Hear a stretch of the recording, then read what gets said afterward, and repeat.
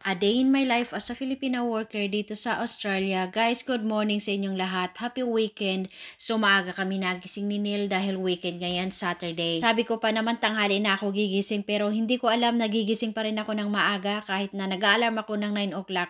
Siguro nga body clock ko na to dahil nasanay na akong gumising ng maaga. Ang ginagawa ko pagka nagising ng maaga, nagtitimpla na lang ako ng aming kape habang siya nag-check ng kanyang touch luto kung man nakuha ba siyang number.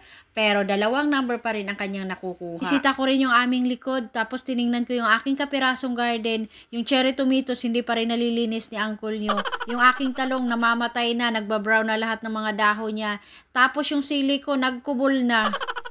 Ito naman sa kabilang corner, ito yung part ni uncle nyo dahil siya ay mahilig sa bulaklak, ako naman na mahilig sa gulay.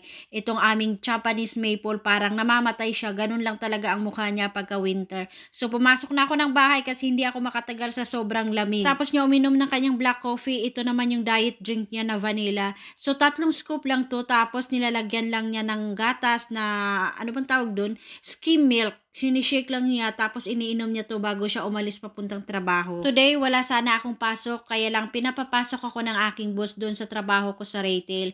Kasi yung isa naming kasamahan ay hindi daw siya pwede at masama daw ang pakiramdam niya. Kaya ang sabi ko kay Neil, mag-grocery muna tayo dahil mahaba pa naman ang oras dahil 1 o'clock pa naman yung aking pasok. Kung kami mag-grocery, hindi yan mawawala. Dadaan yan muna dito sa Touch Luto. Dito kasi siya tumataya linggo-linggo. Hindi pala araw-araw yung kanyang pagtataya. So ito lang yung amin na pang grocery. Para lang to sa akin dahil nga siya naka-diet food. Dry biscuit lang ang mga binibili niya. So ako naman kasi matipid dahil nagluluto ako sa bahay. Bumili nga pala ako nitong sitaw, napakamahal.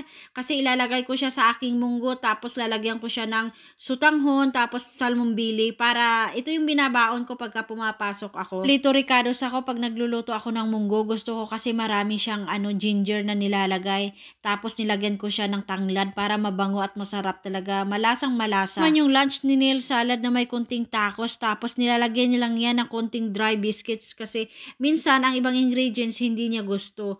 So ito na, mag-1 o'clock na kaya ako nagpahatid na kay Neil, tapos pagkagaling ko ng trabaho, pagdating ng bahay, nagluto ako ng biko dahil ito na naman yung naisipan ko. Dahil wala akong dahon ng kalamansi na pampabango sa biko, kaya ito na lang ang ginawa ko, ang orange zest na tinatawag nila. So nakikita ko lang naman to sa YouTube kaya ginaya-gaya ko lang.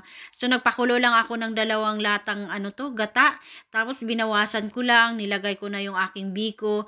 So dito ko siya nilagay kasi nakita ko siya sa TikTok. Gaya-gaya talaga ako. Ilalagay ko siya dito tapos yung konting sauce ng ng biko, yung gata, ilalagay ko siya dito sa top tapos i-bake ko siya. Ibibake ko siya ng siguro mga 20 minutes para naman medyo masarap. Trabaho ako kanina, bigla ko lang to naisip na magluto kaya ako ng biko para pang almusal ko, partner ng aking kape. So after ng mga 25 minutes ata to na binake ko, ito na siya, nag-apaw-apaw yung aking gata. Itong biko na niluto ko, hindi talaga siya matamis dahil ayoko ng biko na sobrang tamis dahil nawawalan ako ng gana pagka kumakain ako at pinapartner ko siya sa kape sa sobrang tamis. Parang hindi mo na siya mai enjoy. Kung mainit-init pa, patitikimin ko si Neil dahil gusto ko sa biko yung medyo bahaw na, yung malamig na medyo matigas-tigas. So ang tawag nila dito ay pudding, tapos nilalagyan nila ng ice cream. Yan lang, thank you for watching, bye!